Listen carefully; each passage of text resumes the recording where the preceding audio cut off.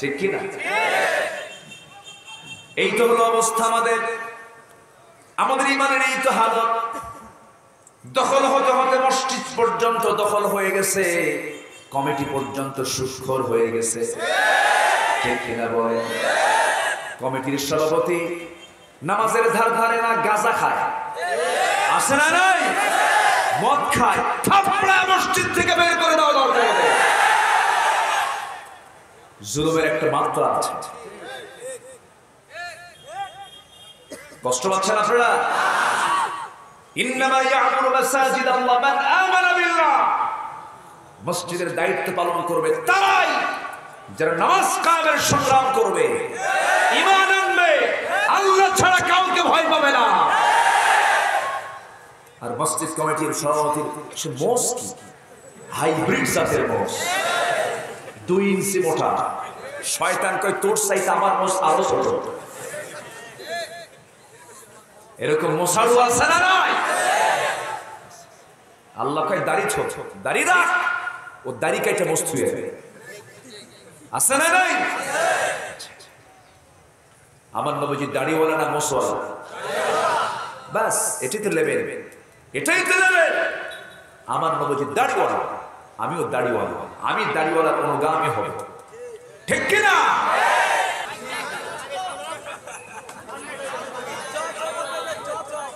শোনা যায়, শোনা যায়, একটু যাচ্ছে না। মাইক কোথায়? মাইক আমি মাইক তো দেখিনি। উপরে আসমানে, চতুর্থ আসমানে না তৃতীয় আসমানে আছে? এটাই তো বুঝতেছি আমি, কারণ শ্রোতাদের কন্ডিশনটা এরকম কিছু মনে হচ্ছে। সম্মানিত ভাইয়েরা, একটু আমার দিকে তাকান। তাহলে সূরাটা হলো মহিলার নামে। আমরা বসে আছি সব পুরুষ, কিন্তু মহিলা ছাড়া কি উপায় আছে? রান্না বান্না করে কারা? পেটে সন্তান ধারণ করে কারা? তাহলে মহিলা লাগবে না? বিয়ে করছো, বিয়ে করে দেয়, ও বুঝবে কি?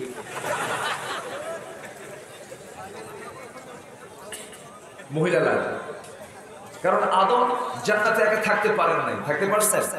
কাল্লা, ভাল লাগে না, আমার একা ভালো লাগতেছে না, মন টিকতেছে না। আল্লাহ তুমি একটু আমার একটা পার্টনার দাও, লাইফ পার্টনার। ঠিক, বিয়ে করছো? ও করে বিয়ে, বুঝলে? সব ঠিক, একটা লাইফ পার্টনার দিয়ে দাও। আল্লাহ কি লাইফ পার্টনার দেন নাই? আমার আব্বা আদমের লাইফ পার্টনার কে? হাওয়া। তাহলে আদম আছে যেখানে, হাওয়া আছে সেখানে। জি, আদম আছে যেখানে, হাওয়া আছে সেখানে। আদম ছাড়া হাওয়া চলতে পারে না, মন ভালো লাগে না। হাওয়া ছাড়া আদম চলতে পারে না। এই জন্য মহিলার দরকার আছে না নাই? কিন্তু বৈধ পথে না অবৈধ পথে, এটা মাথায় রাখতে হবে। আল্লাহ রাব্বুল আলামিন নারী এবং পুরুষের জন্য কোরআন দিয়েছেন। সেটা পুরুষ হোক আর নারী হোক, আল্লাহর পক্ষ থেকে তার জন্য পুরস্কার আছে। পুরস্কারের কোনো কমতি নাই। আল্লাহ রাব্বুল আলামিন এই কিতাব শুধু পুরুষের জন্য নাযিল করেন নাই, আল্লাহ পাক নারীর জন্য দিয়েছেন। শুধু মুসলমানের জন্য নাযিল করেন নাই, গোটা বিশ্ব মানবতার জন্য কোরআনটা নাযিল হয়েছে। হুদাল লিন-নাসি ওয়া বায়িনাতিন মিনাল হুদা ওয়াল ফুরকান। জোরে বলুন আল্লাহ। গোটা পৃথিবীর সকল মানবতার জন্য কোরআন নাযিল হয়েছে। আল্লাহ রাব্বুল আলামিন সেজন্য বান্দাকে বারবার ডাক দিয়ে বলছেন, বান্দা তুমি কোন দিকে চলে যাও? তুমি যদি সুখ পেতে চাও, শান্তি পেতে চাও, ইহকালীন কল্যাণ, পরকালীন নাজাত যদি পেতে চাও, তোমাকে কি করতে হবে? এই জিকিরের দিকে আসতে হবে, এই কিতাবের দিকে আসতে হবে। আল্লাহ রাব্বুল আলামিন সুন্দর করে বলছেন, ফাআইনা তাযহাবুন ইন হুয়া ইল্লা যিকরুন লিল আলামিন লিমান শাআ মিনকুম আন ইয়াস্তাকিম। জোরে বলুন আল্লাহু আকবার। কোরআনের আরেকটা নাম হলো জিকির। আরেকটা নাম কি বলেন? জিকির। কোরআনের আরেকটা নাম কি সবাই বলেন? জিকির হবে কি দিয়া? আস্তে জিকির হবে কি দিয়া? আজকে কোরআন ছাড়া জিকির আছে না নাই? নামাজ ছাড়া জিকির আছে না নাই? এরকম বন্ডামি আছে না?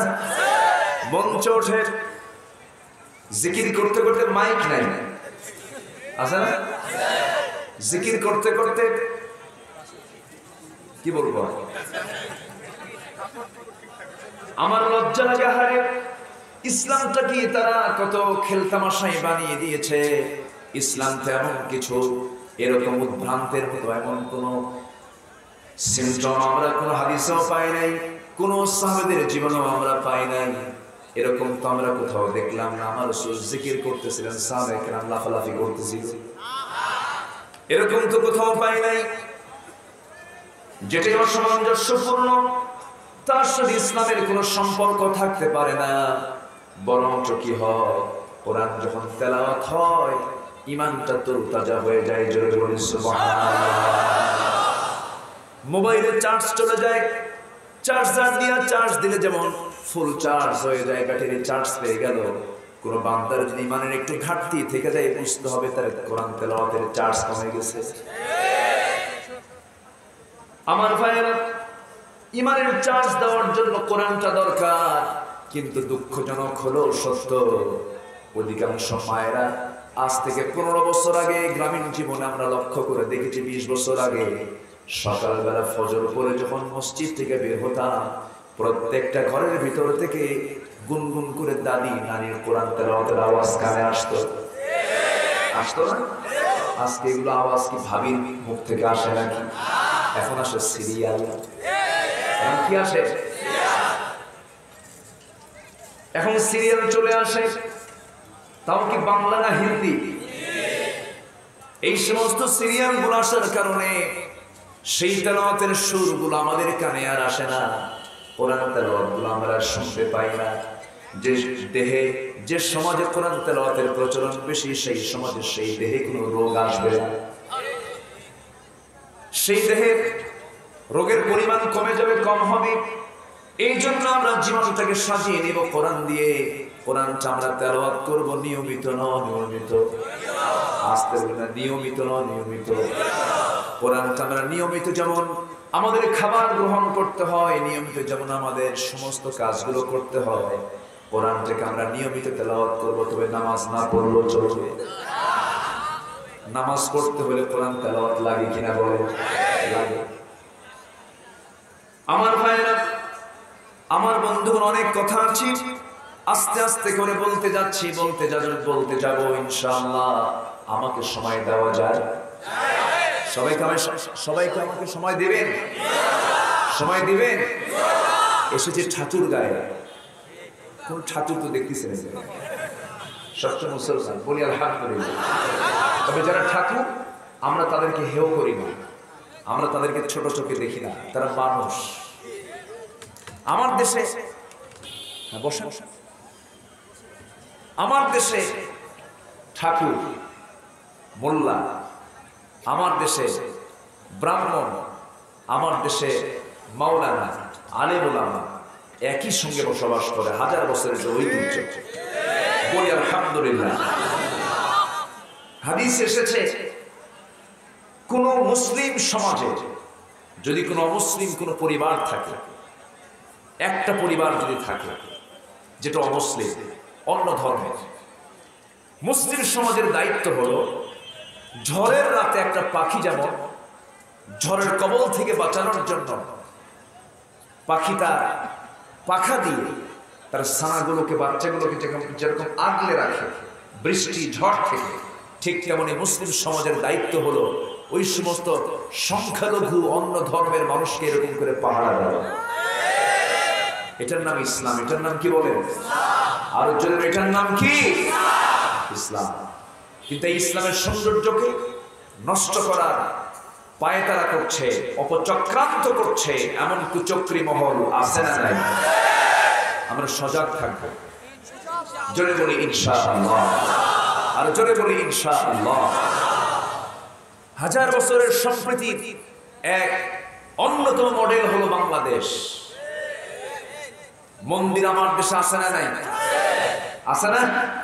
আমার দেশে কিছু গির্জা আছে না নাই, মসজিদ আছে না নাই। আমরা কোন ধর্ম, আমরা কোন মন্দির, কোন গির্জা, আমরা মুসলমান যদি অপ্রীতিকর কোন ঘটনা ঘটায় তাহলে ভাবতে হবে ও মুসলমান না। কি কথা বোঝা গেল?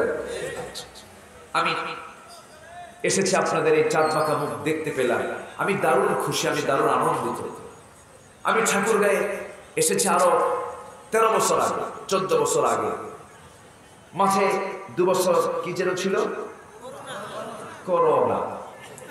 এখনো তো আছে, আছে, রোগ যে নাই তা না, আছে। কিন্তু আমি যতটুকু বুঝতে পেরেছি, যদি কোনো মানুষ পবিত্র জীবন গ্রহণ করে, ঠিক মতো 5 ওয়াক্ত ওযু বানায়, এটাই তার সবচেয়ে বড় ঔষধ। জোরে বলি আলহামদুলিল্লাহ। করোনার ঔষধ কি? ওযু করা। কি বলেন? কি করা? কি করা? ওযু করা। তো ওযু যে করবে সে তো নামাজ পড়বে। কিন্তু আমরা এই 2 বছর যে ওয়াজগুলো শুনছি, আমরা বিভিন্ন মোবাইলে, রিংটোনে, বিভিন্ন জায়গায়, ওযুর ওয়াজ না হাত ধোয়ার ওয়াজ? খালি কি কয় 20 মিনিট, হ্যাঁ, ও 20 সেকেন্ড। তাহলে 19 সেকেন্ড, 20 সেকেন্ড বেশি করে হাত ধোয়া। এটা না বলে যদি বলা হতো 5 ওয়াক্ত ওযু করে নামাজ পড়ে, তাহলে সমাজে মাদক থাকতো না, মদের শিক্ষা পেত না, নেশা থাকতো না। কারণ নামাজই পারে সকল বেহায়াপনা, অশ্লীলতা, অসামাজিক সমস্ত কাজ বন্ধ করতে। আল্লাহ রাব্বুল আলামিন বলেছেন কমন আয়াত, যারা পারেন সুন্দর করে আমার সঙ্গে ঠোঁট মিলিয়ে বলুন, ইন্নাস সালাতা তানহা আনিল ফাহশাই ওয়াল মুনকার ওয়া লাযিকরুল্লাহি আকবার। জোরে বলুন আল্লাহু আকবার। নামাজি পারে সকল প্রকার ফাহিশা এবং নিন্দনীয় কাজ থেকে বান্দাকে দূরে রাখতে। এজন্য সমাজে সকল অন্যায় কাজ দূর করার জন্য নামাজ চালু করা দরকার। তবে ওযু দরকার নাই? নামাজ আছে যেখানে, ওযু আছে সেখানে। তাহাজ্জুদ পড়তেও ওযুর দরকার আছে না নাই? তাহাজ্জুদ নামাজ পড়া কি নফল? তাহাজ্জুদ পড়া কি? ফাতাহাজ্জাদ বিহি নাফিলাতান লাক, ফাতাহাজ্জাদ বিহি নাফিলাতান লাক। তাহাজ্জুদ নামাজ পড়া নফল। তাহাজ্জুদের নামাজে দাঁড়িয়ে গেলাম, নামাজ যখন শুরু করব ওযু করাটা কি? অনেক কিছু করে আছে। নামাজ নফল, কিন্তু ওযু করা, ওযু করা ফরজ। ওযুর গুরুত্ব কত? ওযুর গুরুত্বটা কত? কেন? তুই পবিত্র থাকবি, রোগ মুক্ত থাকবি। কারণ হাতে জীবাণু থাকতে পারে, নাকের মধ্যে জীবাণু ঢুকতে পারে, মুখের মধ্যে জার্ম থাকতে পারে, চোখের মধ্যে বিভিন্ন ধুলাবালি ঢুকতে পারে। মাথা মাসে কর, 2 পা ধৌত কর, যেকোনো পবিত্র কাজ ওযু বানা এবং ওযুর দূরে থাক, আল্লাহ তোর প্রতি রহমত নাযিল করবে। কার কথা? আল্লাহর কথা। আমরা ওযু বানাবো, তবে নামাজ না পড়লেও চলবে নাকি? নামাজের দরকার আছে না নাই? আচ্ছা, আমার ভাইরা, একটা মহিলার নামে সূরা আল্লাহ রাব্বুল আলামিন নাযিল করেছেন। শুধু একজন মহিলার নামে সূরাটা এসেছে, আর কোনো মহিলার নামে সূরা নাই। কিন্তু পুরুষ নামে বহু সূরা আছে। মুহাম্মদ আছে, ইউনূস আছে, নূহ আছে, ইউসুফ আছে, ইব্রাহিম আছে, লূত আছে, আছে না? আমার ভাইরা, অনেক পুরুষ নামে বহু নাম কোরআনে রয়েছে, নাম আছে, সূরা আছে। কিন্তু শুধুমাত্র গোটা কোরআন খুঁজে একজন মহিলার নাম পাবেন, শুধু ওই মহিলার নামে শুধু একটা সূরাই আল্লাহ রাব্বুল আলামিন নাযিল করেছেন। তবে হ্যাঁ, তার নামটা আসতো না, কিন্তু নামটা আসা জরুরি ছিল, কারণ তার পেটে একটা সন্তান দিয়েছেন কে? তার বাবার নাম কি? অনেকে চিন্তা করছে যে কি করব, আছে কি? ইন্না মাসালা ঈসা কামাসালি আদম। ঈসার দৃষ্টান্ত হলো আদমের মতো। আদমের বাপ নাই, ঈসা আলাইহিস সালামেরও বাপ নাই। তিনি কি মারা গেছেন? তিনি কি মারা গেছেন? তিনি কি আবার আসবেন? সন্দেহ লাগে? আসবেন কিনা বলেন? দাজ্জালকে মোকাবেলা হবে কিনা বলেন? আসতেছে সামনের দিন, ইসলামের দিন, সামনের দিন কোরআনের দিন, সমস্ত জালিম খতম হয়ে যাবে। আসতেছে ইসলাম, ছিল, আছে, থাকবে। তুমি থাকবা না, আমি থাকবো, ঠিক কিনা? অতএব ইসলামের বিরুদ্ধে ষড়যন্ত্র করে কেউ টিকতে পারে নাই, টিকতে পারবেও। কত বড় দাপটে ছিল নমরুদ, ঠিক কিনা? কি মশা, ভালো মশা। পাহাড়ের মুখ খুলে দেওয়া হলো, একটা ঝাঁক মশা বের হয়ে আসলো। ওর মধ্যে থেকে যে ন্যাংরা মশা ভালো করে উঠতেও পারে না, চলতেও পারে না, আল্লাহ ওকে বরাদ্দ করেন, যা ওর একটু সাইজ কর। জুতার পেছন খায়া বসছে, ঠিক কিনা? এটা নমরুদ কি করে নাই? সমস্ত মুসলিম মিল্লাতের যিনি পিতা, মিল্লাতে আবিকুম ইব্রাহিম, এবং নবীদের বাপ। কাদের বাপ? মানে অধিকাংশ পয়গম্বর তার বংশের। নবীদের বাপ ইব্রাহিম আলাইহিস সালামকে কোথায় ফেলেছিল? কোথায় নিক্ষেপ করেছিল? মামলা দিয়ে আগুনে পুড়ে হত্যার পরিকল্পনা করেছিল নমরুদ। সম্মানিত ভাইরা, ঈমান এনেছি, ইব্রাহিমের সুন্নাত আসবে না, এটা কেমন কথা? ঈমান এনেছি জাকারিয়ার সুন্নাত আসবে না, এটা কেমন কথা? ঈমান এনেছি হযরত ইয়াহইয়া আলাইহিস সালামের সুন্নাত আসবে না, এটা কেমন কথা? ঈমান আনা মানে নিজের জীবনকে হিংস্র জন্তুর সামনে ছেড়ে দেওয়া। কথা কি বোঝা যায়? আলোচনা চালাবো, জোরে বলি ইনশাআল্লাহ। হলো মহিলার নামটা কি? মহিলার নামটা কি? সূরার নামটাও কি? মারিয়াম। তাহলে এখন সূরা তো ক্লিয়ার হয়ে গেল। আসুন আমরা এখন আলোচনার দিকে যাচ্ছি, যেখানে আমি তেলাওয়াত দিয়ে শুরু করেছি। আমার ভাইরা, 19 নম্বর সূরা এটা। আল্লাহ রাব্বুল আলামিন এই সূরার ভিতরে মোটামুটি মারিয়ামের জীবন বৃত্তান্ত নিয়ে কিছু কথা বলেছেন, তার সতীত্বের দিকগুলো তুলে ধরেছে। এখানে বহু মরিয়মরা এসেছেন, আসে না? এখানে কিন্তু মরিয়ম আছে, কিন্তু এগুলো দেশি মরিয়ম। এরকম কি দেশি মরিয়ম? অনেক মা বোন আজকের মাহফিল এসেছেন। ও মা, আজকে আপনাদের সূরা চয়েস করেছে আমি, মাদেরকে নিয়ে আমি আজকে কিছু কথা বলবো। কারণ একটা মা ভালো হলে জাতি ভালো হয়ে যায়, একটা মা ভালো হলে পরিবার ভালো হয়ে যায়, একজন মা ভালো হলে সমাজটা ভালো হয়ে যায়। কিন্তু একটা মা যদি খারাপ হয়, গোটা সমাজ নষ্ট হয়ে যায়। একটা গ্রাম নষ্ট করার জন্য একটা চরিত্রহীনা নারী যথেষ্ট, ঠিক কিনা? একটা নারী যদি চরিত্রহীনা হয়ে যায়, সমাজে রোগগুলো ছড়িয়ে পড়ে। এখন দেখুন আজকের সমাজের মেয়েদের যে চলাফেরা, বোরকা ছাড়া না বোরকা সহ। বোরকা আছে, বোরকা নেই, বোরকা ছাড়া চলাফেরা করেন। আবার যেগুলো বোরকাও পড়ে, দেখবেন বোরকার মধ্যে কত যে তালি, আল্লাহই জানে। আমি তো ডিজাইন করে কই তালি,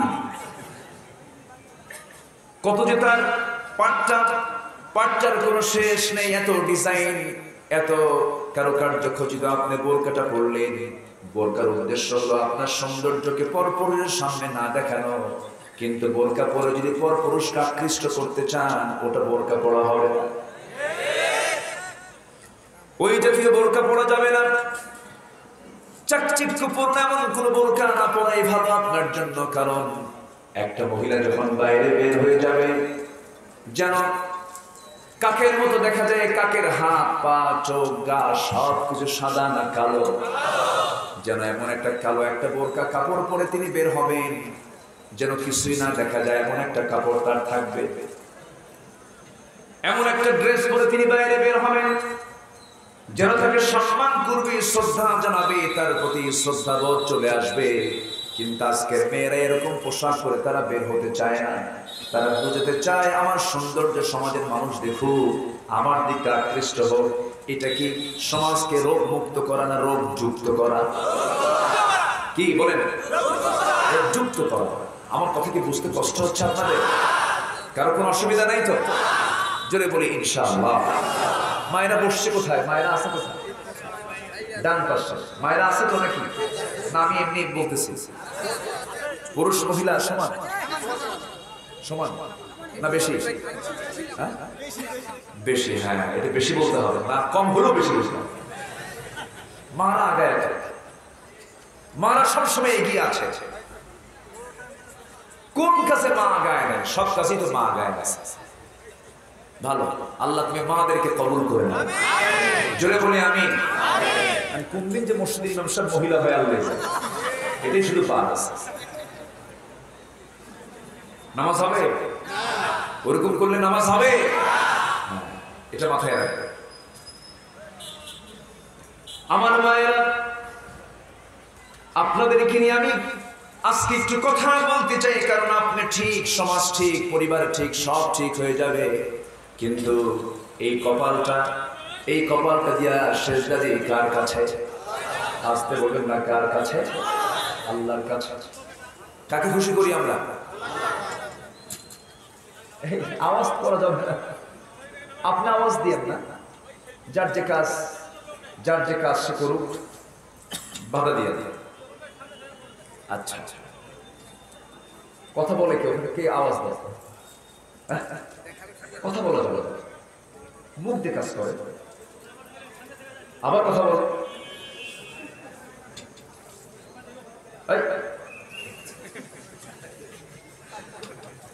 আচ্ছা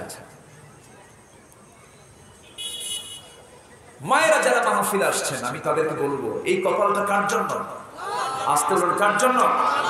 আর টিপটা কার জন্য? টিপ যে দেয় ওটা কার জন্য? যে কপাল নিয়ে আমি আল্লাহকে সেজদা দিচ্ছি, সেই কপালে আপনার টিপ কেন আসবে? আপনার কপাল কি সুন্দর না অসুন্দর? সুন্দর না অসুন্দর? সুন্দর কপাল আল্লাহ দিয়েছে। ঠোঁটের কালার কে দিয়েছেন? ঠোঁটটা লাল বানিয়ে দিয়েছেন কে? আল্লাহ বানিয়ে দিয়েছেন। আল্লাহ আপনাকে ঠোঁট লাল বানিয়ে দিয়েছেন। আপনি ওটাকে কালো বানাবেন কেন? আপনি ওটাকে বিকৃতি করবেন কেন? আল্লাহ আপনার চুলটা দিয়েছেন কালো করে, সেই চুল বানায় হলো ব্রাউন, না দেখছেন? হ্যাঁ ব্রাউন কালার, মানে পশ্চিমা কালার। আমি এটার নাম দিয়েছি ঘোড়া মডেল, ঘোড়া। ভেড়া মডেল, ভেড়া মডেল, ঠিক কিনা? এগুলো করা যাবে না, এগুলোর কোনো সৌন্দর্য নাই। আল্লাহ যা দিয়েছেন এটাই সবচেয়ে সুন্দর, বলি আলহামদুলিল্লাহ। ভ্রু দিয়েছেন, কি দিয়েছেন? ভ্রু দেন নাই? আই ভ্রু। এই ভ্রুটা ওরা করে কি জানেন? প্ল্যান না, আউট। আল্লাহ ভ্রু দিয়ে ভুল করছে, ভ্রু আউট করে ফেলে। অথচ এই ভ্রুর সাথে চোখের এত নিবিড় সম্পর্ক, যদি কেউ এটাকে রেগুলার করে সে অন্ধ হয়ে যেতে পারে। আজকে এই চলছে সমাজে। মেয়েদের বিউটি পার্লার কিছু আছে না? Beauty parlour. আপনি সাজবেন, আপনার ঘর আছে, স্বামীর সামনে আপনি সাজেন, আপনি বিউটি পার্লারে চলে গেলেন। এখন আমার এই ওয়াজ, এই যে অনেক ইউটিউবাররা আসছে, বিউটি পার্লারে বিরুদ্ধ অবস্থান নিলেন আব্দুল্লাহ আলামিন। এই যে এই বেকুব কিছু আছে, সবাই কিছু বেকুব আছে না নাই বলেন তো? আমি বেকুবই বলবো, কারণ যাদের আক্কেল জ্ঞান নাই ওরা তো বেকুব। আজকে ওয়াজ করে যাব, কালকে কিছু ইউটিউবার আছে ঝড় তুললেন ঠাকুর গায়ে আব্দুল্লাহ আলামিন। কি ঝড়? এখানে কই ঝড় আছে? আসলে এরকম কিছু আছে না? এরা দুষ্ট, কিন্তু সবাইকে বলছেন একটা মহল আছে দুষ্ট। এরা চায় বিভ্রান্তি ছড়াতে, ফিতনা ছড়াতে, ঠিক কি না? নায়িকের একটা ছবি দিয়ে পাশে বক্তার ছবি দিয়ে, বক্তা নায়িকের দিকে চাই আছে। এটা হলো? বলে এটা হলো? এগুলো করবেন না, প্রয়োজনে ভিক্ষা করে খান, এগুলো হারাম কাজগুলো করবেন, ঠিক কিনা? ইউটিউবাররা মনে মনে চিন্তা করতেছে হুজুর আজকে খেপলো কেন? সন্তান কথা না শুনলে একটু শাসনও তো করা লাগে না? একটু খেয়াল রাখতে, এগুলো খেয়াল করতে হবে। তাহলে আল্লাহ যা দিয়েছেন, আল্লাহ কি সৃষ্টির কোথাও কোনো অপূর্ণ রেখেছেন? তাহলে মেয়েরা এগুলো করে কেন? আমার মা আপনাকে মরিয়ম হতে হবে, এই জন্য সূরা মারিয়াম আজকে হাতে নিয়েছি। আজকে এখান থেকে কিছু কথা বলছি, জোরে বলি ইনশাআল্লাহ। মারিয়াম আলাইহিস সালাম কি চরিত্রহীনা ছিলেন? পর্দাহীনা ছিলেন? বেহায়া ছিলেন? না, কত বড় তিনি পরহেজগার ছিলেন। আল্লাহ তাকে বেহেশতের খাবার, জান্নাতের খাবার দুনিয়াতে বসে খাওয়াইছে। জোরে বলি সুবহানাল্লাহ। চিন্তা করা যায়, দুনিয়াতে জান্নাতের খাবার তিনি খেয়েছেন। আন্না লাকি হাদা ইয়া মারিয়াম, হে মারিয়াম তুমি খাবারগুলো কোথা থেকে পেয়েছো? সঙ্গে সঙ্গে মারিয়াম বলছেন قالت هو من عند الله إن الله يرزق من يشاء بغير حساب। ومن খাদু ও জাকারিয়া আলাইহিস সালাম, যে খাবার আপনি দেখতে পেতেছেন, আপনি 3টা দিন পর্যন্ত আসতে পারেন না, আপনি তালা মেরে চলে গেছেন। আমার খাবার না খেলে আমি কেমন করে বাঁচবো? আমি আমার আল্লাহ জান্নাত থেকে খাবারগুলো আমার জন্য পাঠিয়ে দিয়েছেন। জোরে বলে সুবহানাল্লাহ। আল্লাহ ওয়ালা বলে জান্নাতের খাবারও পাওয়া যায় না? এই পৃথিবীতে একটা জাত বনি ইসরাঈলের জান্নাতের খাবার খেয়েছে, সেই জান্নাতের খাবারের নাম কি বলেন? মান্না সালওয়া। তাহলে দুনিয়াতে বসেও জান্নাতের খাবার খাওয়া যায়। খাইয়েছেন কে? আসতে বলবেন না, কে খাইয়েছেন? আল্লাহ খাইয়ে দিয়েছেন। আমার ভাইয়েরা, আমার বন্ধুগণ, মারিয়ামের কথা যখন চলে এলো, আল্লাহ রাব্বুল আলামিন 4 জন নারীর দৃষ্টান্ত সূরা তাহরিমে তুলে ধরেছেন। এর মধ্যে একজন ছিলেন মারিয়াম, আরেকজন ছিলেন আসিয়া, আরেকজন, 2 জন নবীর স্ত্রী, তারা নবীর বউ ইমরাতুন নূহ, ইমরাতুন লূত। 2 জন নবীর স্ত্রী হওয়ার পরও তারা কাফের ছিল, ঈমান হারা ছিল। আর ফিরআউনের বউ হওয়ার পরও তিনি আল্লাহ ওয়ালা হয়ে জান্নাতের মেহমান হয়ে গেছে। জোরে বলে সুবহানাল্লাহ। আরেকজন হলেন মারিয়াম। যদি সুযোগ হয় আমি এই সমস্ত মহিলা আল্লাহর পছন্দের বান্দীদের নিয়ে কিছু কথা বলার চেষ্টা করব। সূরা মারিয়ামের যেখান থেকে আমি তেলাওয়াত করেছি, 2টা আয়াত থেকে আমি তেলাওয়াত করেছি, 60 এবং 61 নম্বর আয়াত। এই 2টা আয়াত আল্লাহ রাব্বুল আলামিন বলছেন, বান্দা শোনো। প্রথম আয়াতে 60 নম্বর আয়াতে আল্লাহ রাব্বুল আলামিন বলছেন, তুমি যদি 3টা আমল করতে পারো, 3টা আমলের জন্য আমি তোমাকে সুন্দর জান্নাত দিয়ে দেব। একটু আস্তে বলুন সুবহানাল্লাহ। কয়টা আমল? আজকে আমরা কয়টা আমল শিখে যাব? বলুন কয়টা আমল শিখে যাব? 3টা আমল। জান্নাত পাওয়ার জন্য বেশি কিছু লাগবে না, জান্নাত পাওয়ার জন্য বেশি আমলের দরকার নাই। এই আয়াত প্রমাণ করে দিচ্ছে, মাত্র 3টা আমল করো তুমি জান্নাত পেয়ে যাবে, কোনো সন্দেহ নাই। 1 নাম্বার হলো ইল্লা মান তাবা, তোমাকে তওবা করতে হবে। কি করতে হবে? সবাই কি তওবা করতে রাজি আছেন? তওবা কেমনে করে? তওবা কেমনে করে? হ্যাঁ, ইস্তিগফার। এই তো আমাদের বুঝতে ভুল। তওবা মানে কিন্তু নির্দিষ্ট দোয়া পড়ে আমি তওবা করলাম, এটার নাম না। আবার বলে হুজুর একটু তওবা পড়ায় দেয়, আসলে এরকম আছে না নাই? আচ্ছা, তওবা মানে কিন্তু এরকম কিছু নয়। তওবা মানে হলো গুনাহ থেকে নিজেকে কি, গুনাহ থেকে নিজেকে ঘুরিয়ে আনা। এই গুনাহ করেছি, আমি আর এই গুনাহটা করব না। আমি সুদের কারবার করেছি, আজকে থেকে সুদ বাদ দিলাম, আল্লাহ তাকে জান্নাত দিবেন। জোরে বলে সুবহানাল্লাহ। ঠাকুর গায়ে সুদ নাই তো? হ্যাঁ, ঠাকুর গায়ে সুদ আছে?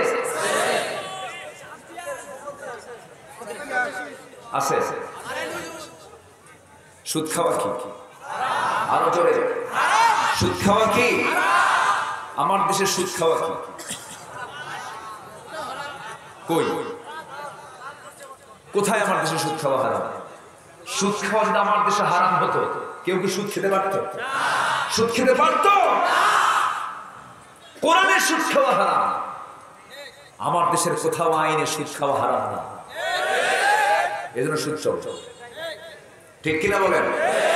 আচ্ছা, মদ খাওয়া কি? আস্তে কর। মদ খাওয়া কি? এটা কোন কিতাবে আছে? কোরআনে মদ খাওয়া কি? আমাদের দেশে কি হালাল? লাইসেন্স আছে না নাই? আছে না নাই? তাহলে আমরা কোনটা দেখব?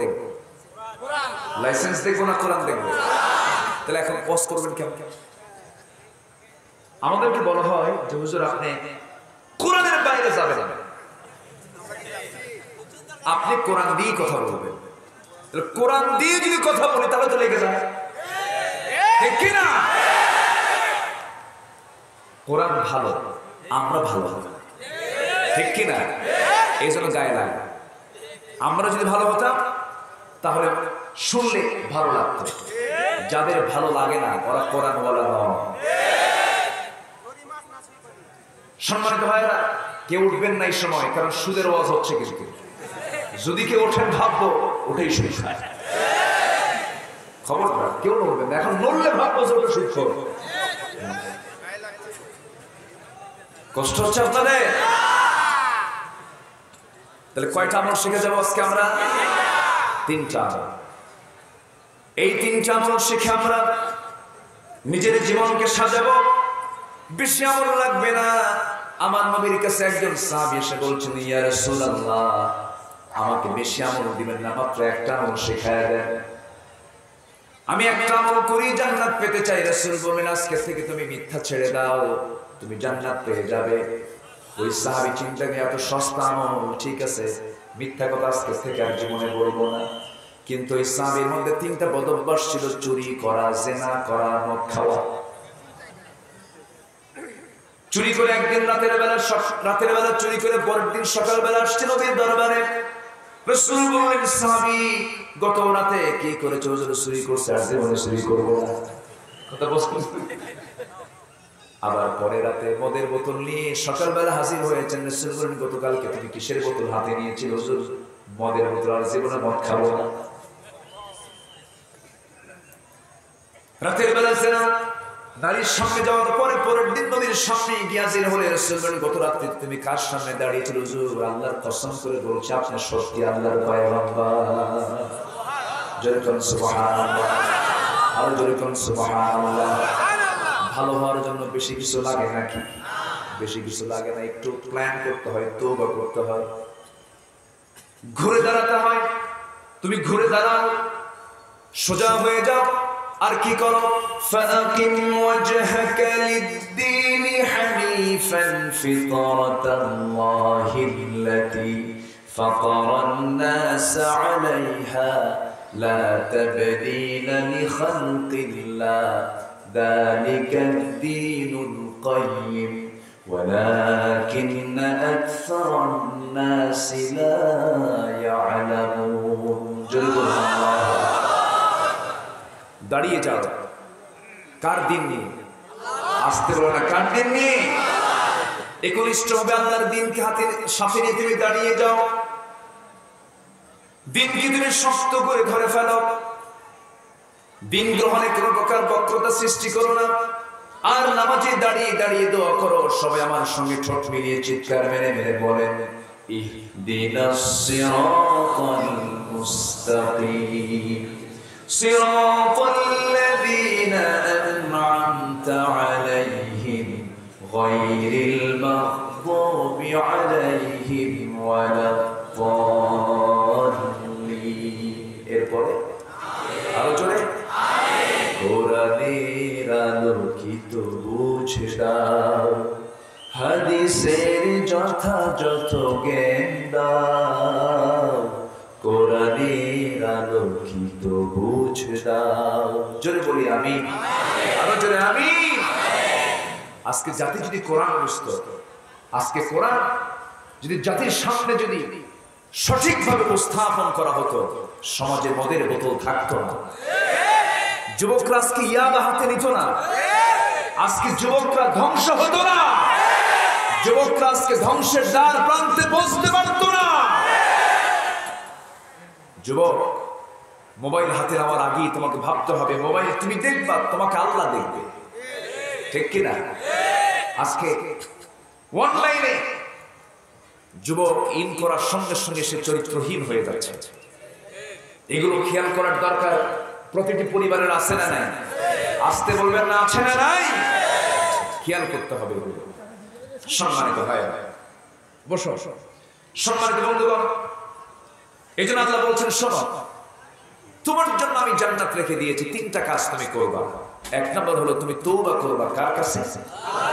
কার কাছে তওবা করবা? আল্লাহ রাব্বুল আলামিন তওবাকারীকে দারুণ পছন্দ করেন। ইন্নাল্লাহা ইউহিব্বুত তাওয়াবিনা ওয়া ইউহিব্বুল মুতাতাহহিরিন। আল্লাহ পবিত্রতা অর্জনকারীকে ভালোবাসেন, তওবাকারীকে দারুণ ভালোবাসেন। আল্লাহ রাব্বুল আলামিন তওবা নিয়ে আরেক জায়গায় বলছেন, ইয়া আইয়ুহাল্লাযীনা আমানু তুবু ইলাল্লাহি তাওবাতান নাসুহা। ঈমানদাররা, তোমরা তওবার মতো তওবা করো, আমি তোমাদেরকে maaf করে দেব। কার হুকুম? আসতে বলেন না, কার হুকুম? আল্লাহর আরেক জায়গায় বলছেন, التائبون العابدون الحامدون السائحون الراكعون الساجدون الآمرون بالمعروف والناهون عن المنكر والحافظون لحدود الله وبشر المؤمنين. তওবাকারীকে আল্লাহ রাব্বুল আলামিন জান্নাতের সংবাদ দিয়ে দিয়েছেন, সেই তওবা আমরা করব। সাহাবীদের জীবনে কত ভুল হয়ে গেছে, মাফ চেয়ে নিয়েছেন কার কাছে? আসতে বলেন না, কার কাছে? আল্লাহ তাদেরকে মাফ করে দিয়েছেন।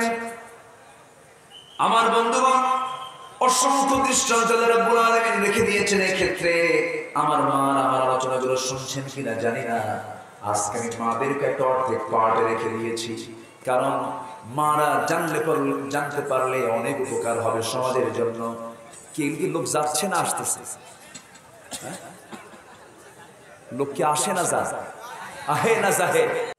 সমস্যা এতগুলো মানুষের মধ্যে থেকে দুই একজন করে ওঠার সাহস পায় কেন? এটাতে বুঝি না।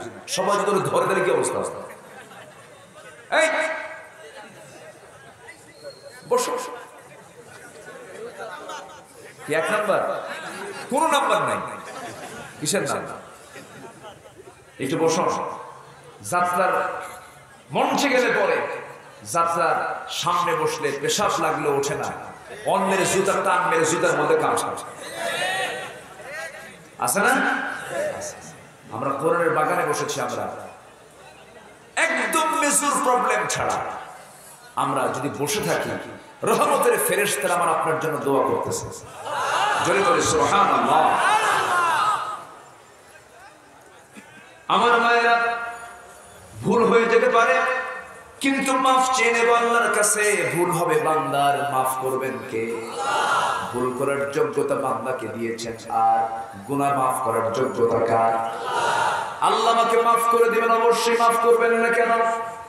উদউনি আস্তাজিব লাকুম ইয়া ইবাদিয়াল্লাযীনা আসরাফু আলা আনফুসিহিম লা তাকনাতু মির রাহমাতিল্লাহ ইন্নাল্লাহা ইয়াগফিরুয যুনুবা জামিআ। ও বান্দা, হতাশ হও কেন? তোমার যত বড় গুনাহ হোক না কেন, সব আমি আল্লাহ রাব্বুল আলামিন মাফ করে দেব। আমার গুনাহ, তোর গুনাহ যত বড়, আমার রহমত তার চাইতে বেশি বড়। বান্দা, আযান যখন শুনবি, হাইয়া আলাস সালাহ, হাইয়া আলাল ফালাহ, নামাজের দিকে আসো, কল্যাণের দিকে আসো। বান্দা, এই ডাক শোনার সঙ্গে সঙ্গে তোর ভিতরে যখন অস্থিরতা সৃষ্টি হয়ে যায়, আমিও তোর সঙ্গে সঙ্গে অস্থির হয়ে যাই। বান্দা, তুই যখন আমাকে খুশি করার জন্য যখন দুইটা হাত ধৌত করিস, আমি তোর হাতের সগীরা গুনাহগুলো মাফ করে দেই। মুখমণ্ডল যখন ধৌত করিস, মুখের সগীরা গুনাহগুলো মাফ করে দেই। বান্দা মাথা যখন মাসে করিস মাথার সুগের গুনাহগুলো মাফ করে দেই। বান্দা দুই পা যখন দৌত করিস পায়ের সুগের গুনাহগুলো মাফ করে দেই। বান্দা যখন একটা কদম ফেলে ফেলে মসজিদের দিকে চলে যাও, প্রত্যেকটা কদমে বান্দা তোমাকে আমি 10টা করে আমল 10টা করে নেকি তোমার আমল নামায় লিখে দেই। বান্দা যখন নামাজে দাঁড়ায় আল্লাহ বান্দার সামনে মেহমান হয়ে দাঁড়ায় যায়।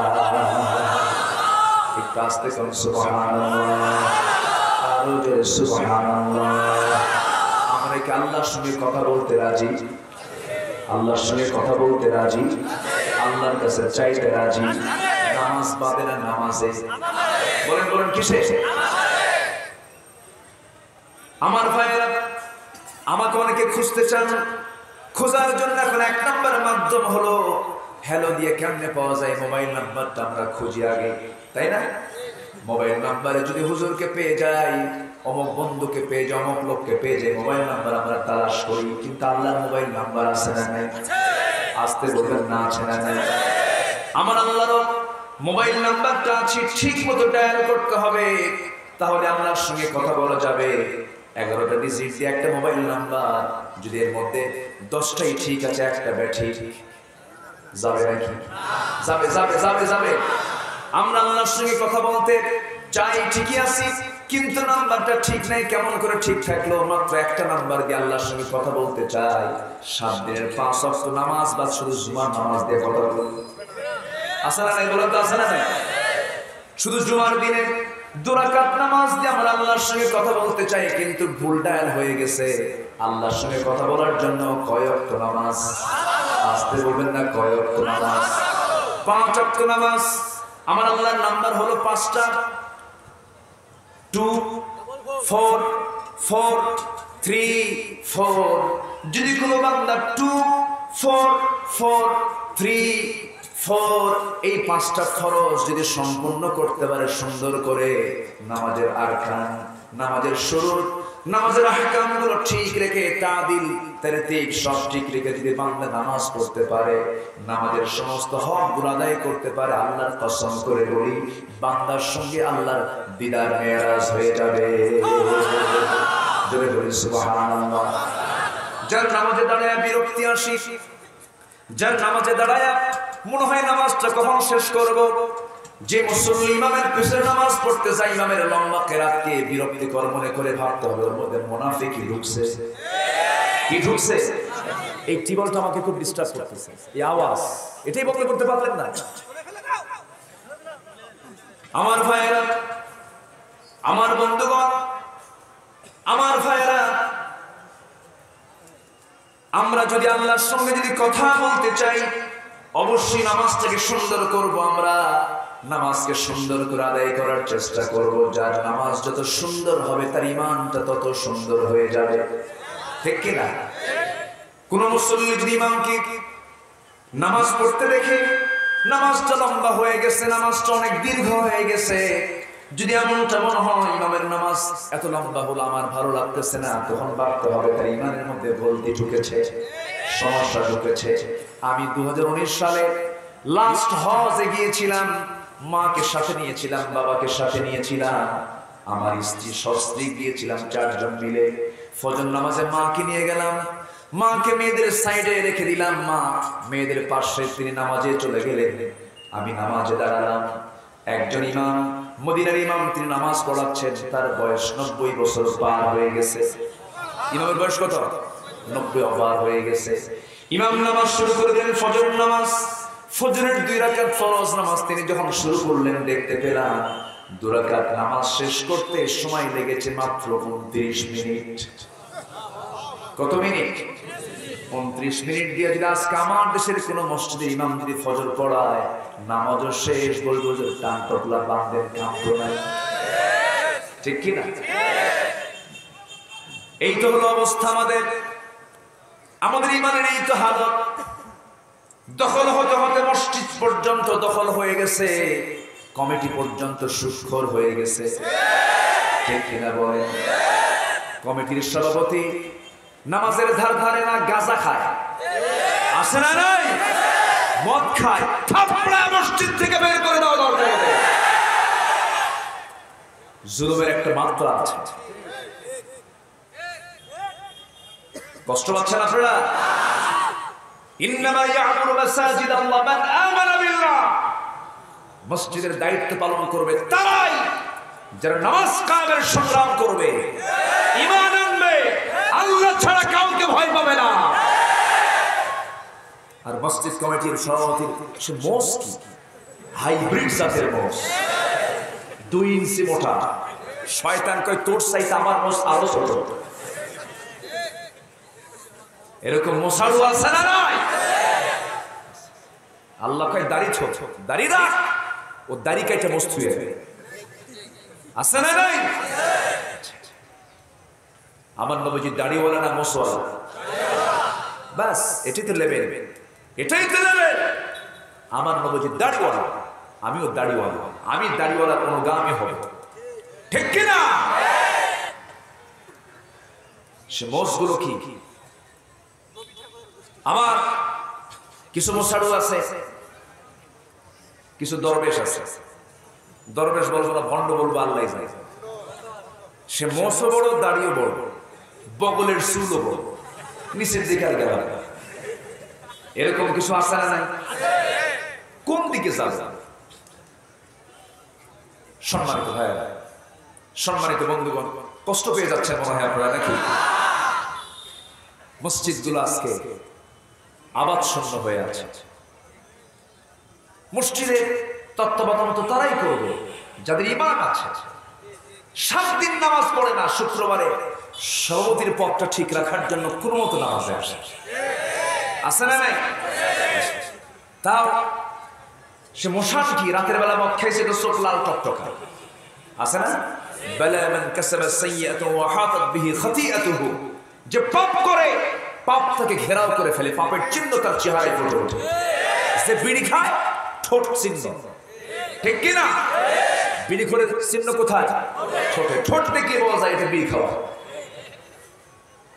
যে মদ খায় তার চোখ প্রমাণ করে দেয় এটা মদ খাওয়া, ঠিক কি না? আল্লাহ পাক পাপের চেহারা সামনে ফুলে তুলে দেয়। সম্মানিত ভাইয়েরা, আমাদের সম্পর্ক হবে ভালোর সাথে, ভালোর সঙ্গে আমরা সম্পর্ক রাখবো। জোরে বলি ইনশাআল্লাহ। নামাজ হবে কয় ওয়াক্ত? আসতে বলবেন না, কয় ওয়াক্ত? একা না জামাতে? মনোযোগে না অমনোযোগে? বুঝে না না বুঝে? জেনে না না জেনে? সাহাবীরা কি কষ্ট করে নামাজ পড়েছে, কি কষ্ট করে। আমার নবীজি দুজনকে দায়িত্ব দিয়েছেন সীমান্ত পাহারায়। আব্বা আম্মা সীমানা পাহারা দাও, কোন শত্রু যেন আক্রমণ না করতে পারে। হযরত আম্মা শুয়ে পড়েছে, আব্বা পাহারা দিচ্ছে। আব্বা রাদিয়াল্লাহু আনহু ভাবলেন পাহারা খামাখা দাঁড়ায় থেকে লাভ কি, কোন শত্রু তো দেখি না। ওযু বানায় নামাজে দাঁড়ায় গেছে। নামাজ যখন শুরু করেছেন তাহাজ্জুদের, এমন সময় দূর থেকে শত্রুপক্ষ দেখে কে যেন দাঁড়ানো, মানুষ না গাছ, টের পাচ্ছে না। দূর থেকে তীর একটা মেরে দিয়েছে। সেই তীরটা নামাজরত অবস্থায় আব্বাদের ডান পায়ে ঢুকে পড়লো, নড়াচড়া নাই। আরেকটা তীর এসে বাম পায়ে ঢুকে পড়লো, নড়াচড়া নাই। ওই অবস্থায় রুকু করলেন, সিজদা দিলেন। আবার দ্বিতীয় রাকাতে যখন শুরু করলেন, এমন সময় ঘুমন্ত সাহাবী আম্মার জাগে উঠে দেখলেন তার শরীর থেকে গড়ে গড়ে রক্তগুলো পড়তেছে। বললেন আব্বা তুমি কি করে, শত্রু তোমাকে আক্রমণ করে বসেছে। কোনো কথা বললেন না। ওই রক্তাক্ত অবস্থায় তিনি সালাম ফিরলেন। ফেরার পরে বলছেন ভাই আম্মার, আমিও তো লক্ষ্য করেছি আমার পায়ে তীর ঢুকেছে, কিন্তু তীর বিদ্ধ হওয়ার যে যন্ত্রণা আমাকে ব্যথিত করেছে তার চেয়ে মজা পাচ্ছে এই নামাজের ভিতরে। জোরে বলুন সুবহানাল্লাহ, আরো জোরে বলুন সুবহানাল্লাহ। তার চাইতে বেশি মজা পাচ্ছি নামাজের ভিতরে। হযরত আব্বাস বলছেন ভাই আম্মা, আমাকে যখন 2টা তীর মেরে দিল, সেই সময় নামাজের মধ্যেই মনে হচ্ছে নামাজ ছাড়বো না, নামাজ ছাড়বো না। আর একটা তীর যদি আমার বুক ভেদ করে যদি দিয়ে দিত আমি শহীদ হয়ে যেতাম, কিন্তু এই মুহাব্বতের নামাজ আমার ছাড়তে ইচ্ছা হয় নাই। যেরকম সুবহানাল্লাহ। এই হচ্ছে তাদের নামাজ। কোন মুসল্লি সফল কাম?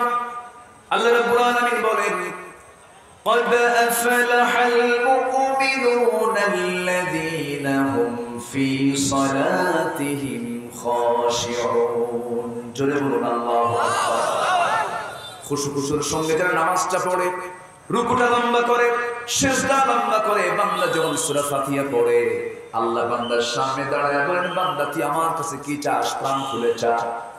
একটা করে বলে, একটা করে আল্লাহ জবাব দেন, হামিদানি আবদি আর রহমানুর রহিম আসনা আলাইয়া বাদি মালিকি ইয়াউমিদ্দিন মাজ্জাদানি আবদি ইয়াকা না'বুদু ওয়া ইয়াকা নাস্তাঈন হাদা বাইনি ওয়া বাইনা আবদি। বান্দা তুই আমার কাছে কি চাস, প্রাণ খুলে চেয়ে নে। এরপরে ইহদিনাস সিরাতাল মুস্তাকিম থেকে শুরু করে নিয়া ওয়ালা দাল্লিন পর্যন্ত যখন বান্দা বলে, আল্লাহ বলেন, বান্দারে নামাজে তুই এতক্ষণ যা চাইলি সব চাওয়া আমি আল্লাহ কবুল করে নিলাম। নামাজ মানে কার সাথে কথা? আল্লাহর সাথে কথা বোঝাপড়া করে নেওয়া। বান্দা যখন সূরা কিরাত পড়ে যখন রুকুতে চলে যায়, আল্লাহ তখন অস্থির হয়ে যান, সমস্ত ফেরেশতাকে ডাক দিয়ে বলেন, ফেরেশতারা এই সমস্ত বান্দাগুলো আমাকে দেখলো না, আমার রাসূলকে দেখলো না, জান্নাত দেখলো না, জাহান্নাম দেখলো না, আমার কালামকে বিশ্বাস করে, নবীর হাদিসকে বিশ্বাস করে দেখ এই সমস্ত বান্দারা আমাকে সিজদা দিচ্ছে। ও ফেরেশতারা সাক্ষী থাক, এই ফিতনার দুনিয়ায় তারা সকল ফিতনাকে এড়িয়ে চলে আমার সিজদায় তারা পাগল হয়ে গেছে। এই সমস্ত বান্দার জন্য আমি আল্লাহ 8টা জান্নাতের দরজা খুলে খুলে দিলাম। জোরে জোরে সুবহানাল্লাহ, আর জোরে জোরে সুবহানাল্লাহ। আমার ভাইয়েরা, আমার মায়েরা, ফিরে আসতে হবে আমাদের to back Islam, to back Quran. কোরআনের দিকে আসতে হবে, ইসলামের দিকে আসতে হবে। সব কিছু ছেড়ে দিয়ে আমরা ইসলামকে ধরবো। ইসলাম আগে না দুনিয়া আগে? বলেন কোনটা আগে? ইসলাম আগে না দুনিয়া আগে? আমরা সবচেয়ে বেশি ভালোবাসবো কাকে? আসতে বলেন না কাকে? নাম্বার 2 হচ্ছে মুহাম্মদ সাল্লাল্লাহু মুহাম্মদ সাল্লাল্লাহু আলাইহি ওয়াসাল্লাম। ভালোবাসার একটা স্তর আছে। আল্লাহকে আল্লাহর জায়গায় রেখে দিতে হবে, রাসূলকে রাসূলের জায়গায় রাখতে হবে। এরপরে দ্বীনের সম্পর্কে জায়গায় রাখতে হবে। তবে হ্যাঁ, যারা ধর্মকে ইসলামকে যারা রাষ্ট্রের চেয়ে নিচে রাখতে চায়, তারা আমাদের কখনো বন্ধু হতে পারে না। ঠিক কিনা বলে? ধর্ম দিয়ে রাষ্ট্র চলবে না, রাষ্ট্র দিয়ে ধর্ম চলবে।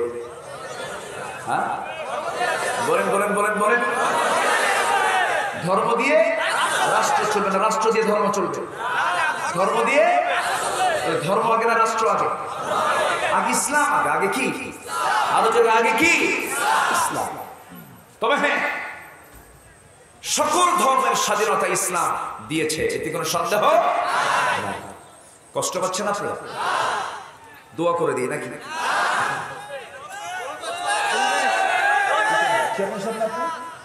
আপনি চেয়ারম্যান শেষ করে দেবেন? চালাবো আলোচনা চলো কি? আলোচনা চলো, হুজুর করুক। এত সুন্দর মানুষ, এতগুলো মানুষ আপনারা এসেছেন, কেউ আলোচনা করেন?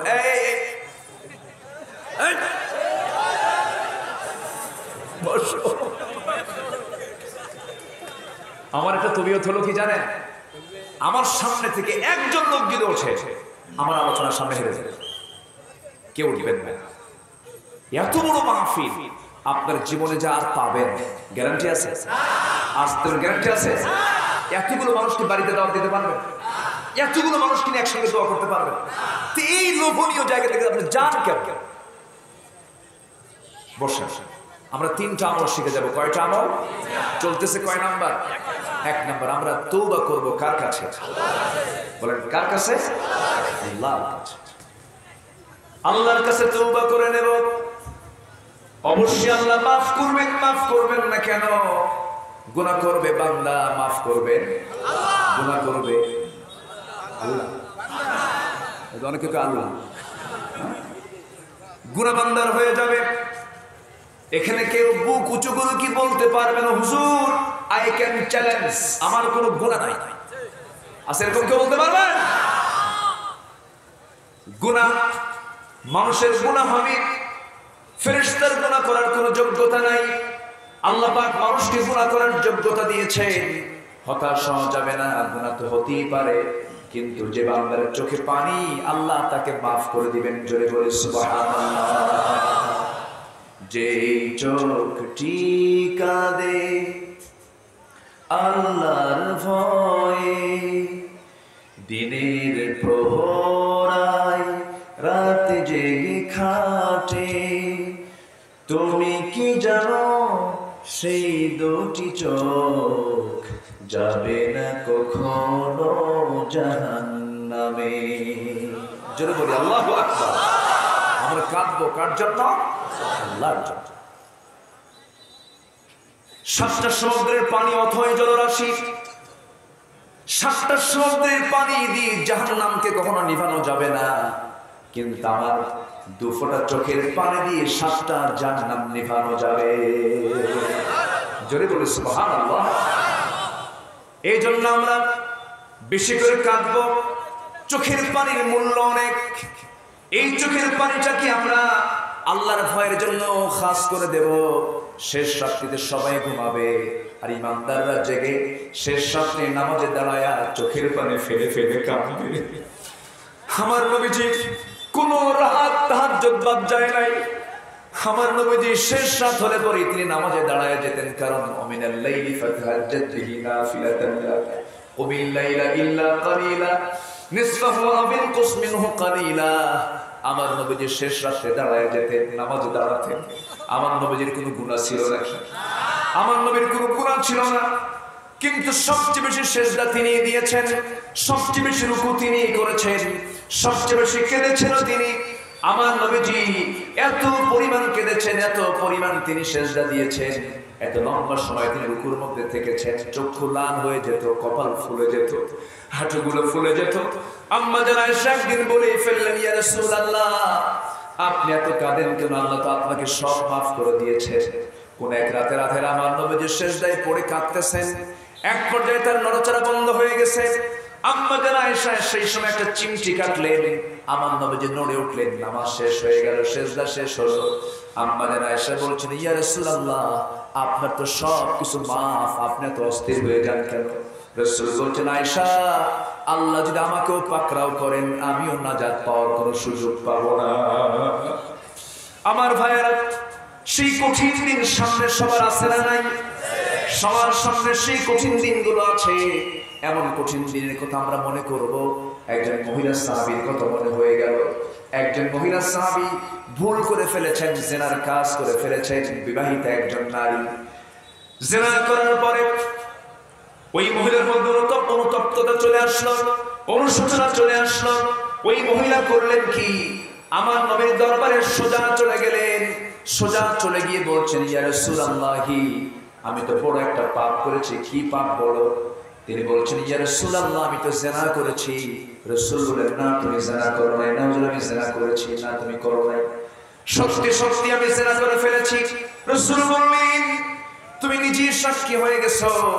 সত্যি যদি তুমি জিনা করে থাকো, তুমি কি করতে চাও, কি বলতে চাও? হুজুর দুনিয়াতে আমার শাস্তি হয়ে যা, কিন্তু আখিরাতে আমি জিনাকারীর কাতারে দাঁড় হতে চাই না। আখিরাতের ভয় আছে না নাই? আসতে বলবেন না, আছে না নাই? মানুষ ভালো হবে দুনিয়ার আইন দিয়ে না, দুনিয়ার আইন দিয়ে না, আল্লাহর আখিরাত দিয়া। আল্লাহর আইন দিয়ে মানুষ ভালো হবে, আখিরাতের ভয় দিয়ে ভালো হবে। আল্লাহর ভয় দিয়ে বান্দা ভালো হবে, দুনিয়ার কোন আইন দিয়ে বান্দা ভালো হবে না। দুনিয়ার কোন প্রশাসন দিয়ে আল্লাহ বান্দা কখনো ভালো হবে না। বান্দার ভিতরে সেই সময় ভালোর চিন্তা চলে আসবে যখন তার পরকালের চিন্তা ভিতরে ঢুকে যাবে। আমার ভাইরা, ওই মহিলা সাহাবী যখন বলে ফেললেন, রাসূল বললেন, মহিলা জিনা তো হয়ে গেছে, পেটে কোনো বাচ্চা আসছে নাকি? হুজুর পেটেতে সন্তান চলে এসেছে। যাও, সন্তান ডেলিভারি না হওয়া পর্যন্ত তোমার উপরে কোনো আইন কার্যকর করা যাবে না। মহিলা বলছে, হুজুর যদি না বাঁচি মরে যাই। রাসূল বলেন, আমার তো কিছু করার নাই, তবে আল্লাহ তোমার প্রতি রহমত নাযিল করুন, যাও।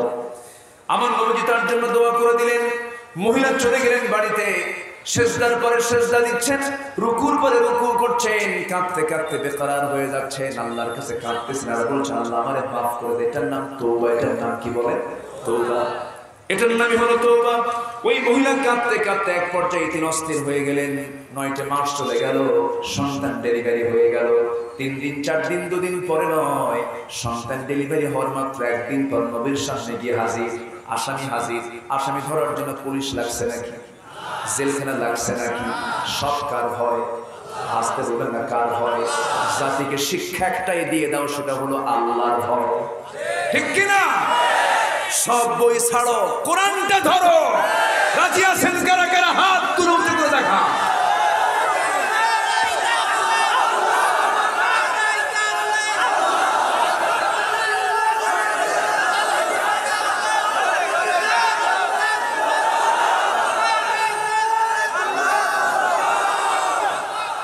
আল্লাহ তুমি সবার হাতকে কবুল করো, জোরে বলি আমিন। আজকে বই কমছে না বাড়ছে? বইয়ের সংখ্যা কমছে না বাড়ছে? অপরাধের পরিমাণও কমছে না বাড়ছে? বেশি বই, অসংখ্য বই, অসংখ্য পড়াশোনা, চরিত্র নাই। ঠিক কিনা?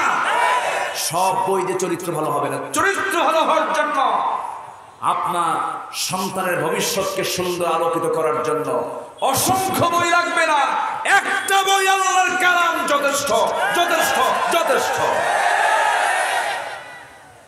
কষ্ট হচ্ছে আপনাদের? সম্মানিত ভাইরা, ওই মহিলা সাহাবী নবীর সামনে হাজির হয়ে গেছে। কার ভয়ে? রাসূল বললেন, বাচ্চা কি জীবিত না মৃত? কি জীবিত? রাসূল বললেন, হাওলাইনি কামিলাইন, 2 বছর সন্তানকে দুধ পান করাতেই হবে তোমার। যাও হুজুর, যদি মরে যায় আল্লাহ তোমার প্রতি রহমত নাযিল করুন। যাও। মহিলা চলে গেলেন। আসামি জেলখানা লাগতেছে না, কোনো পাহারা লাগতেছে না, হাজতও লাগতেছে না। বান্দার ভিতরে ঢুকেছে কার ভয়? আসতে বলবেন না কার ভয়? কি বিচার সাহাবীদের যুগে হয়েছিল! বিচারকরা খলিফার বিরুদ্ধে পর্যন্ত রায় দিয়েছেন। বিচারকদের সম্মান কত! বিচারকদের কি স্বাধীনতা ছিল! বিচারক খলিফার বিরুদ্ধে রায় দিয়েছে। দুটো খলিফার বিরুদ্ধে রায় দিয়েছেন।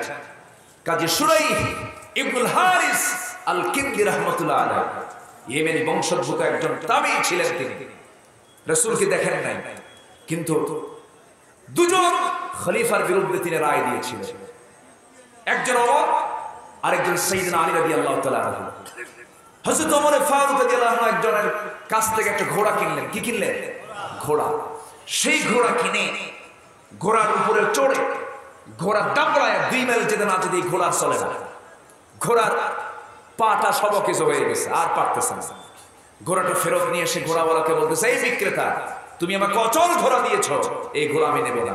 ঘোড়াওয়ালা কয়, আমি যখন আপনাকে ঘোড়া দিয়েছি তখন কি অচল ছিল না সচল ছিল? তখন তো সচল, আপনি অচল করছেন। কি কথা কি বুঝতেছেন আপনারা? তাহলে এখন কি উপায়? ও বলে আমি ফেরত নেব না। খলিফা ওমর ফারুক বলছেন, আমি তোমাকে ঘোড়া ফেরত দেব। এখন এটার ফয়সালা করার জন্য বিচার দরকার আছে না? চলে গেছে বিচারালয়, আদালতে চলে গেছে। আদালতের চেয়ারে বসে আছেন বিচারক। একজন হচ্ছেন অর্ধ দুনিয়ার শাসনকর্তা ওমর, আরেকজন হলো সাধারণ একজন নাগরিক।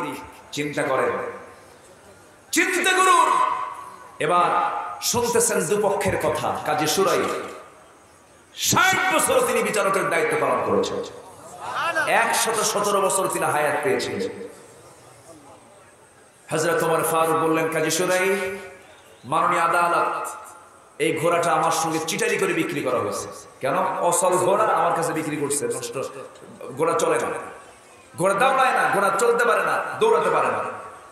কাজী শুরাইহ বললেন, আমিরুল মুমিনিন, আমি আপনাকে একটা প্রশ্ন করব। কি প্রশ্ন? আপনি যে ঘোড়াটা কিনেছেন, সেই সময় যে সময় আপনি তার সঙ্গে লেনদেন করেছেন, ঘোড়াটা কি অসুস্থ ছিল না সুস্থ ছিল? সুস্থ ঘোড়া। আপনি কি কোন অসুস্থের কোন ছাপ পেয়েছিলেন? না, তা পাইনি, একদম সুঠাম পেয়েছি, সবল পেয়েছি। তিনি বললেন, আপনি এই মুহূর্তে সুস্থ আছেন, কিছুক্ষণ পর আপনি অসুস্থ হতে পারেন কিনা? হ্যাঁ পারি।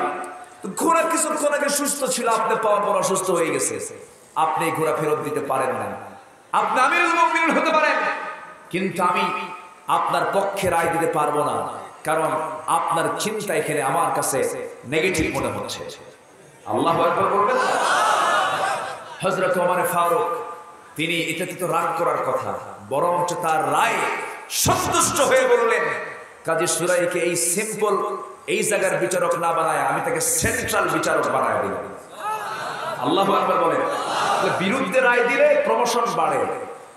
আর ট্র্যাডিশনালি আমরা যা দেখতে পাই, বিরুদ্ধে রায় দিলে পজিশন তো বাড়া দূরের কথা, পাগলা বানায় ছাড়ে, ঠিক কি না? এই কথা কি চালাবো? কোন আপত্তি আছে? আচ্ছা, হযরত আলী, হযরতে আলীর নাম শুনছেন তো সবাই? কে? বাড়ি কোথায়? রানী সঙ্গে। ও রাসূলের জামাই কইছে একজন, যাক ঠিক আছে। আরেকজন কইছে রানী সঙ্গে ওই দিক থেকে। আচ্ছা ঠিক আছে, থাকতে পারে রানী সঙ্গে। আলী আছে, আলী আছে না নাই? আলী পাবেন, ওমর পাবেন, আবু বকর পাবেন, ফেরাউন পাবেন, ঠিক কি না? কোরআনে ফেরাউন আছে না নাই? নাম আছে না ফেরাউনের নাম? কোরআনে ফেরাউনের নাম থাকার পরও ফেরাউন নাম কিন্তু কেউ রাখে না। কেন রাখে না জানেন? অকাম কুকাম করার জন্য, ঠিক কি না? যারা অকাম কুকাম করছো, ইতিহাস থেকে তোমাদের নাম মুছে যাবে একদিন।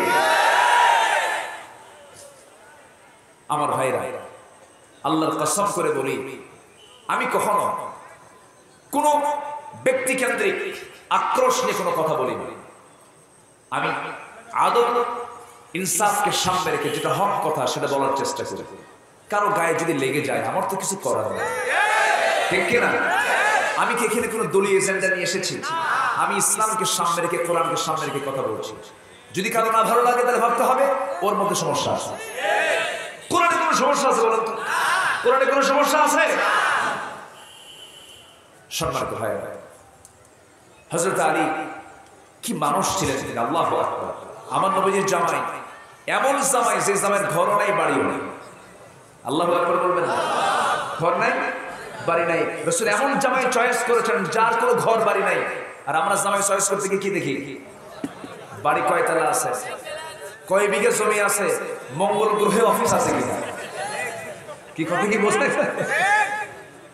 আর আমার নবীজি জামাই খুঁজেছেন ঘর দেখে, বাড়ি দেখে, টাকা দেখে, চেহারা দেখে, না তাকওয়া দেখে? তাকওয়া দেখে। আমার যুবক ভাইয়েরা খুব খুশি, হুজুর ভালো করে বিয়ে করতে পারতেছি না। ঠিক ভালো, বিয়ে শিলি করার চিন্তা মাথায় না, ভালো বিয়ে করো, তা ওয়াকাম কুকাম করো না, এই ফাসুল ফুসুল করো।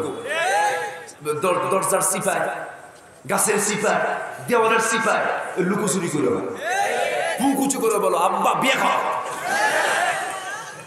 কি কথা কি বলতে গেল? ওকাম কুকাম করো। হ্যাঁ ভালো, চরিত্র ঠিক রাখতে হবে তো। ফানকিহু মা তাবা লাকুম মিনান নিসা মাসনা ওয়া সুলাসা ওয়া রুবা। বিয়ে করো। কার অর্ডার? রিজিকের দায়িত্ব কার? অনেক যুবক বলে হুজুর বিয়ে করব কেমনে, কি করে খাওয়াবো বউকে? কি চিন্তা দেখেন ফকির, একটা বউ মাত্র, একটা মানুষ আসবে, তার চিন্তা সে বিয়ে করব, কি খাওয়াবো আমি? বেকুব কোথাকার। এরকম আছে না নাই? বিয়ে করো, কার হুকুম এটা? আল্লাহর হুকুম। বিয়ে করতে হবে। আজকে সমাজের চাহিদা হলো বিয়ে করলে চরিত্র থাকবে, ঠিক কিনা? আজকে সমাজের চিত্র অন্য ধরনের। 60 বছর হয়ে যায় বিয়ে করে না, আছে না? এরকম আছে না নাই? 60 বছর বিয়ে করে না, বিয়ে হুজুর বিয়ে করে কি খাওয়াবো? চিন্তা করছে না? তো 60 বছরে যদি কেউ বিয়ে করে, বাচ্চা একটা যদি হয়, লোকজন দেখে বলবে কি ওটা তোর বাপ হয় না দাদা হয় রে? কষ্ট পাচ্ছেন আপনারা? কষ্ট পাচ্ছেন? সম্মানিত ভাই, যুবক, প্রেম হতে হবে কার সাথে? আসতে বলবেন না, কার সাথে? লাইলি আছে না? লাইলি নাই? সমাজে লাইলি আছে না নাই? আলেয়া আছে না নাই? মসজিদা আছে না নাই? জুলাইখা আছে না নাই? জুলাইখা জামা টানবে, জুলাইখা জামা টানবে, আলিয়া বলবে আসো, কিন্তু তুমি ইউসুফ হয়ে বলবে আমি আল্লাহকে ভয় করি, ঠিক কিনা? তুমি বলবে রাজুল তুদাআতু ইমরাতান যাত হাসাবিন ওয়া জামালিন ইন্না খাফুল্লাহ। তুমি বলবে আমি আল্লাহকে ভয় করি, আমি আল্লাহকে ভয় করি, আল্লাহ তোমার জন্য আরশের ছায়ার নিচে স্থান দিয়ে রাখবে। এটা কার কথা? আসতে বলবেন না, কার কথা? সাবআতু ইযিল্লুহুমুল্লাহু ফি যিল্লিহি ইয়াওমিল লা যিল্লা ইল্লা যিল্লুহু। আল্লাহ তাআলা 7 শ্রেণী মানুষের ছায়ার নিচে স্থান দিবেন।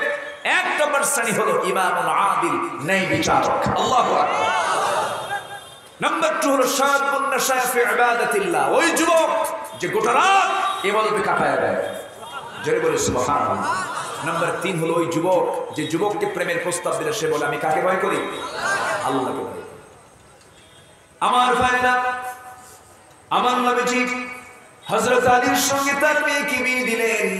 সেই বিয়ের সময় আমার নবীজি বহু ধনী সাহাবীকে পেয়েছিলেন, ধনী জামাই বানাতে পারতেন। অনেক সাহাবীরা এসে বললেন, ইয়া রাসূলুল্লাহ, আপনার মেয়েকে আমি বিয়ে করতে চাই, আমার এটা আছে ওটা আছে। রাসূল বললেন, চলবে না, যাও, গেট আউট। আমার নবীজি অপেক্ষার প্রহর গুনছেন, আমার আলী কখন আসবে। হযরত আলী এসে সামনে জড়সড় হয়ে বসে গেলেন। রাসূল বলছেন, আলী তুমি আমার কাছে আসছো কি বিষয় নিয়ে? তুমি তো আমাকে কিছুই বলো না। হুজুর কি যে বলবো নিজেও জানি না। তুমি কি আমার মেয়েকে বিয়ে করবে নাকি? হুজুর দিলে করা যায়। সুবহানাল্লাহ বলবেন না? কি ভদ্র, কি শান্ত। রাসূল বলেন বিয়ে করবা, টাকা পয়সা আছে? হুজুর টাকা পয়সা পাবো কি, বাড়ি তো নাই কাছে, বাড়ি না থাকুক কিন্তু কিছু টাকা তো থাকতে হবে বিয়ের আগে। মোহরানা দিবা কেমনে? আমার কিচ্ছু নেই। এই যে ঘোড়া কিংবা যুদ্ধ করার জন্য আমার একটা তরবারি আর একটা ঢাল আছে, আর যুদ্ধে যাওয়ার সময় একটা ঘোড়া আছে, এছাড়া আমার কিচ্ছু নাই। রাসূল বললেন তোমার ঘোড়াও লাগবে, তোমার তরবারিও লাগবে, তুমি ঢালটা বিক্রি করে আসো।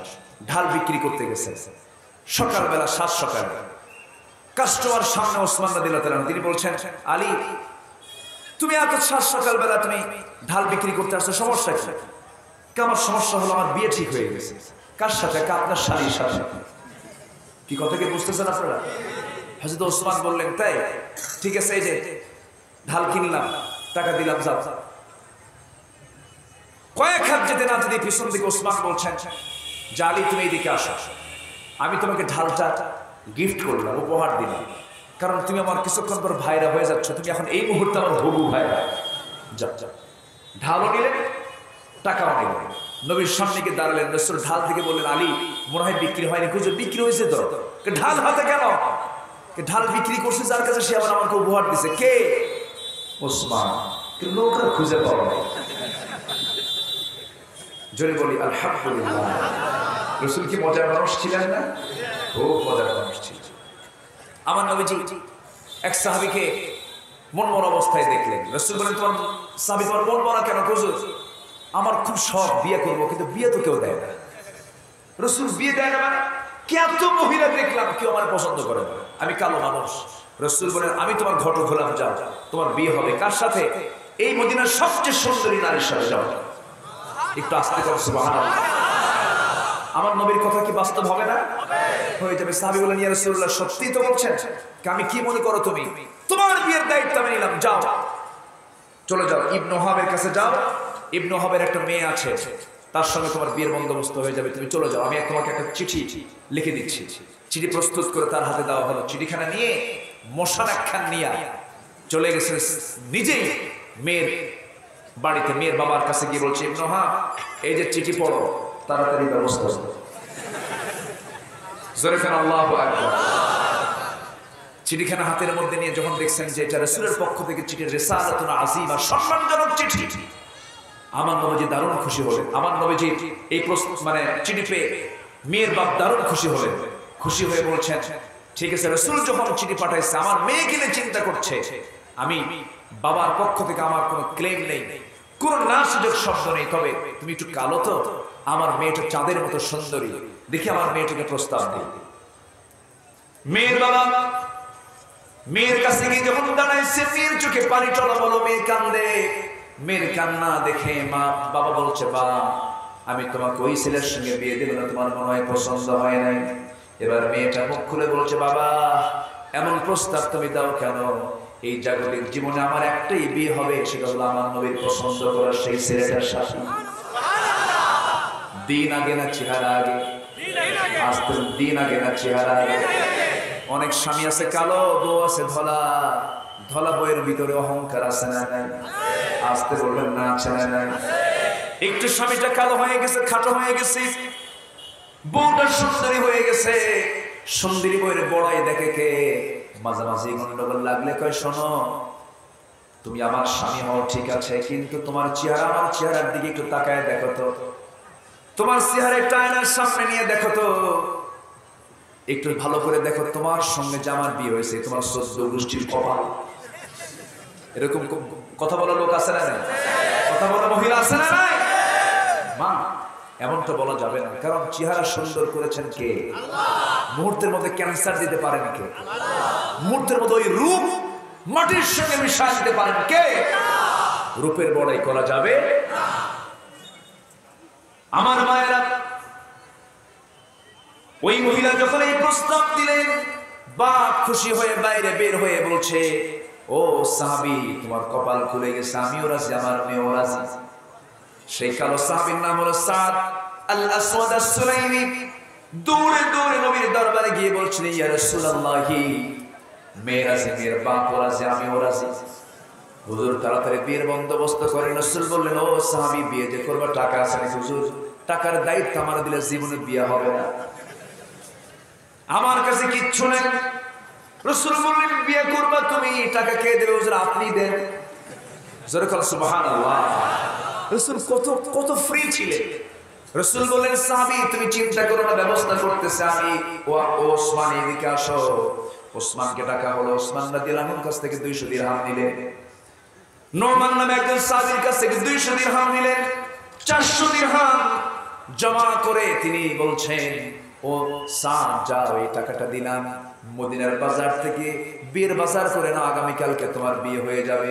বাজার করতে গেছেন সাহাবী, বাজার করা প্রায় শেষ করবেন, এমন সময় একজন সাহাবী সংবাদ দিচ্ছেন, ও সাদ, তুমি কি জানো জিহাদের ডাক এসেছে, তুমি কোনটা করবা বলো? জিহাদের কিন্তু ডাক এসেছে। এই কথা শোনার সঙ্গে সঙ্গে সাদ আল আসওয়াদ আস-সুলাইমি সঙ্গে সঙ্গে করলেন কি? ওই সময় তিনি মাথাটা নিচু করলেন, মনে মনে চিন্তা করলেন, বিয়ের সুযোগ জীবনে বারবার আসতে পারে, কিন্তু এই যে জিহাদের ডাক এসেছে, আর আমার জীবনে এই ডাকটা আমার কানে নাও আসতে পারে, আমি যদি মরে যাই, এত বড় লোভনীয় একটা প্রস্তাব আমি ছাড়তে পারবো না। এই চিন্তা মাথায় নিয়ে করলেন কি?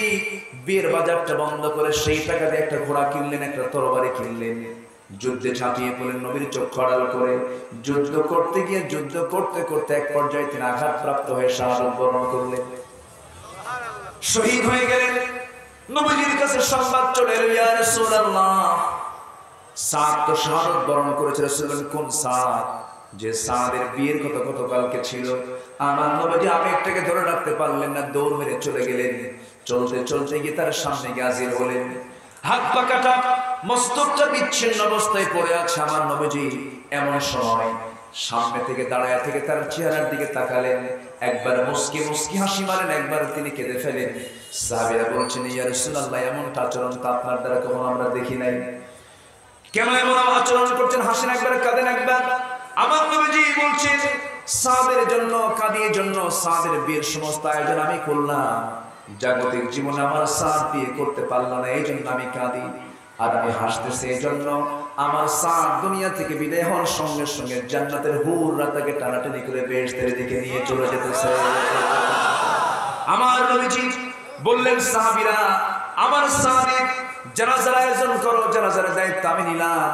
জানাজায় রাসূল হাজির হয়ে গেলেন, জানাজা সম্পন্ন করলেন।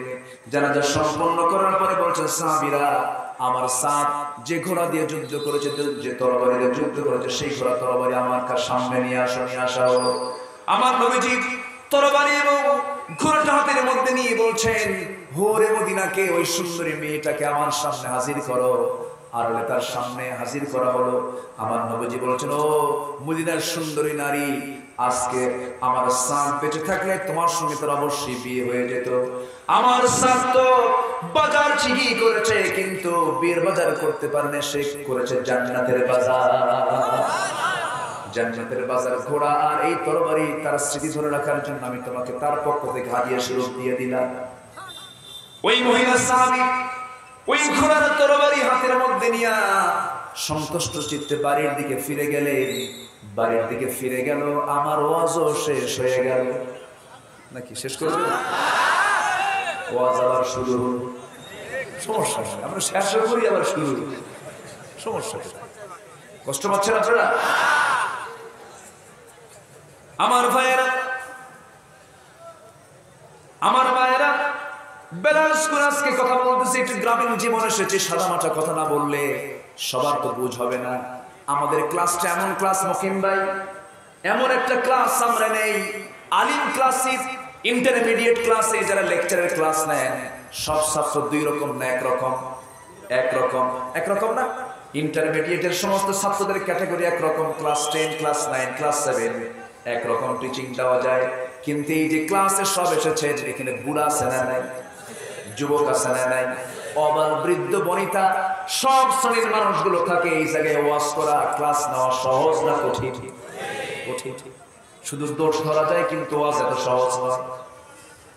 আমার ভাইয়েরা, আমার বন্ধুগণ, ওই যে মহিলা সাহাবীর কথা বলছি না, আমার নবীর কাছে এসে বলছেন, ইয়া রাসূলুল্লাহ, আমি তো জিনা করে ফেলেছি, আমার উপরে শাস্তিটা কার্যকর করে দেন, সন্তান ডেলিভারি হয়ে গেছে না, সন্তানকে দুধ পান করাও। ওই মহিলা সাহাবী সন্তানকে দুধ পান করানোর জন্য আবার চলে গেলেন, সন্তানকে দুধ পান করাচ্ছেন। 6 মাস লাগলো তার, অন্য খাবার তার মুখে উঠায় দিলেন, প্র্যাকটিস গড়ে তুললেন। সন্তান এবার কোলে করে নিয়া তৃতীয়বারের মতো নবীর সামনে হাজির হয়ে বলছেন, ইয়া রাসূলুল্লাহ, সন্তান তো দুধ খাওয়া বন্ধ করে দিয়েছে, আমার সন্তান এখন আমাকে ছাড়া বাঁচবে, দুধ ছাড়াও সে অন্য খাবার খেতে পারবে, দয়া করে তৃতীয়বারের মতো এসেছে, আর আমাকে ফেরত দিবেন না। জাহান্নাম থেকে বাঁচার জন্য, কিসের থেকে বাঁচার জন্য? জাহান্নাম। এটার নাম তওবা, এটার নাম কি বলে? তওবা। আমার ভাইয়েরা, আমার বন্ধুগণ, শেষ পর্যন্ত কি হলো? নবীজি চোখের পানি টলমল করছে, রাসূল বললেন, ও মহিলা সাহাবী, সন্তানটা আমার করে দাও। আমার নবীজি সন্তানটা কোলের মধ্যে উঠায় নিলেন, আর সাহাবায়ে কেরামকে লক্ষ্য করে বলছেন, ও সাহাবীরা, এই যে আমার কোলে সন্তানটা দেখতে পেতেছো, এই সন্তানের লালন পালনের দায়িত্ব যে বান্দা গ্রহণ করবে, আমি রাসূল, আর ওই বান্দার জান্নাতে ফাহিয়া ফিল জান্নাতি কাহাতাইন, 2 নখের দূরত্বে জান্নাতে অবস্থান করব। জোরে বলি সুবহানাল্লাহ। দৌড় মেরে কয়েকজন সাহাবী এলেন, আমার নবীজি করলেন কি, একজন সাহাবীর কোলে বাচ্চাটাকে তুলে দিলেন, এরপরে বললেন, ও সাহাবীরা, আমার এই মহিলা সাহাবীকে নিয়ে যাও, মরু প্রান্তরে বুক পর্যন্ত পুঁতে রাখো, বোরকা পড়াইয়া রাখো, পাথর মারো। কার হুকুম? আসতে বলবেন না, কার হুকুম? কার হুকুম বলে? এবং সেটা হবে আড়ালে না সবার সামনে? সবার সামনে। এটা আল্লাহর হুকুম। এই হুকুমটাকে যদি, এই কোরআনের জিনার যে বিধান আছে, এই হুকুমকে যদি কেউ অস্বীকার করে, সে মুমিন না কাফের? মুসলিম না কাফের? অস্বীকার করার মতো লোক আমার দেশে আছে না নাই? আসতে বলবেন না, আছে না নাই?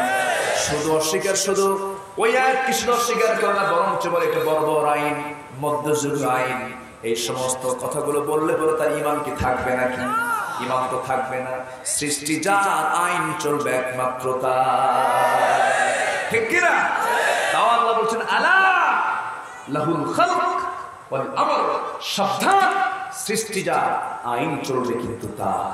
জোরে বলে সুবহানাল্লাহ। আমার দেহে কার আইন চলে? বলেন, আমার দেহে কার নিয়মে চলে? এই হার্ট কার নির্দেশে? কুলির রূহু মিন আমরি রাব্বি, আমার রবের নির্দেশে চলে। এই চোখ, এর ভিতরে চোখের পানি কে দিয়েছেন? আস্তে চোখের পানি কে দিয়েছেন? এই চোখের পানি আর খাওয়ার পানি কে? আস্তে কাম করো। এই ওঠে কারা? এই বসেন না, দোয়া করে দিই, আর কি করবো, আর তো সময় পাচ্ছেন। এরকম করে যদি নড়াচড়া করেন, আবার আসতেছে দেখি, আবার কিছু কিছু বসে। জি বলি আলহামদুলিল্লাহ। চোখের পানি আর খাওয়ার পানি কে? না। এই চোখের মধ্যে আল্লাহ রাব্বুল আলামিন এমন কিছু পানি দিয়েছেন, এই চোখের পানি আইস হয় না, বরফ হয় না।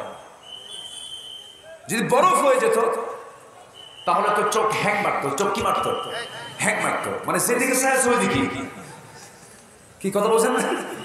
যত শীত প্রধান দেশ হোক না কেন, চোখের পানি কখনো আইস হয় না।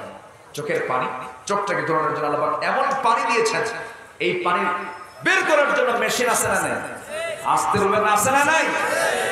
কিডনি দিয়েছেন কে? আসতে বলেন কোন কিডনি দিয়েছেন কে? কয়টা দিয়েছেন? কিডনির ওজন কয় কেজি? মাত্র 200 গ্রাম। মাত্র কয়শো গ্রাম? 200 গ্রাম ওজন কিডনি। কিডনি দুটাই অকেজ হয়ে গেছে। ডায়ালিসিস মেশিনে ডায়ালিসিস দিতে হয় সপ্তাহে।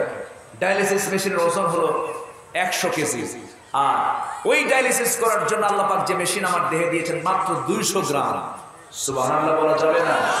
যদি কিডনির ওজন যদি 100 কেজি করে হতো, 100 200 কেজি কিডনির ওজন, আর সলিমুদ্দির ওজন হলো 80 কেজি।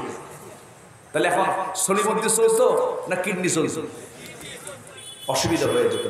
জোরে বলুন সুবহানাল্লাহ, আরো জোরে বলুন সুবহানাল্লাহ। সব আল্লাহর নিয়মে চলবে আর আমি চলবো বান্দার নিয়মে না। আমরা সবাই চলতে চাই কার বিধানে? আসতে বলবেন না কার বিধানে? আল্লাহ। আমার ভাইরা, পাথর মারা হচ্ছিল, পাথর মারতেছে। হযরত আলী ছিলেন তার মধ্যে একজন। হযরত আলী করলেন কি? পাথর মারতে নিয়ে কয়েক ফোঁটা রক্ত ফিনকে দিয়ে হাতে লাগলো। রক্ত দেখেই ভাবলেন নাপাক রক্ত, জিনাকারীর রক্ত। নবীর সামনে গিয়ে কথাটা রিপ্লাই করলেন। রাসূল বলেন, আলী তুমি কার রক্তকে নাপাক রক্ত বলছো? কার রক্ত? তুমি কার রক্তকে তুমি নাপাক মনে করছো? তুমি কি জানো আমার ওই মহিলা সাহাবীর রক্ত জমিনে স্পর্শ করার পূর্বেই সে জান্নাতের মেহমান হয়ে গেছে। একটু আসতে বলেন সুবহানাল্লাহ। আমার নবী বলেন, আলী জানাজার আয়োজন করো, আমি ওর জানাজা পড়াবো। ওই মহিলা সাহাবীর জানাজায় রাসূল হাজির হলেন। জানাজা শেষ হওয়ার পর রাসূল বলেন, সাহাবীরা এই যে জানাজা শেষ হলো, এই মহিলার জীবনের শেষ সময় পর্যন্ত যে পরিমাণ তওবা করেছে, এই তওবা যদি এই মদিনা 70 জন গুনাহগারের মাঝে যদি বন্টন করে দেওয়া হতো, আল্লাহ তাআলা 70 জনকে maaf করে সবাইকে জান্নাত দিয়ে দিতেন। আমরা 3টা আমল শিখব। কয়টা আমল? এর মধ্যে একটা হলো তওবা। একটা কি বলে? তওবা আমরা করব। জোরে বলি ইনশাআল্লাহ, আরো জোরে বলি ইনশাআল্লাহ। তাহলে এখন বলেন, একটা পয়েন্টের উপরে যদি 2 ঘন্টা সময় লেগে যায়, তাহলে মাহফিল হওয়া দরকার কয়দিন? 3 দিন হওয়া দরকার। পাইছি কয়দিন? মাত্র 1 দিন। আমার ভাইরা, নাম্বার 2 হলো ওয়ামিলা সালিহান, যারা ভালো কাজ করবে, যারা রাস্তার টাকা মেরে খাবে। এটা ভালো কাজ না? ভালো কাজ না? ভালো কাজ না? কাবি খা খাবি খা, সামনের খাওয়া খা, আছে না নাই? এগুলো করা যাবে না। এই সমস্ত কাজগুলো খারাপ কাজ। যারা ভালো কাজ করবে, যারা মানুষের কল্যাণে আসবে। আর আল্লাহ পাক বলছেন, এই যারা তওবা করবে, ভালো কাজ করবে, মাঝখানে আল্লাহ রাব্বুল আলামিন বলছেন ওয়া আমানা, যারা ঈমান আনবে, এই 3টি কাজ যারা করবে, আমি তাদেরকে এমন সুন্দর জান্নাত দেব যে জান্নাতে কোনো প্রকার জুলুম থাকবে না। জোরে বলে সুবহানাল্লাহ। কার কথা? এটা কার ওয়াদা? আল্লাহ। আল্লাহ তুমি সবাইকে এই 3টি কাজ, 3টা আমল করার তৌফিক তুমি আল্লাহ দান করো। জোরে বলি আল্লাহুম্মা আমিন, আরো জোরে আল্লাহুম্মা আমিন।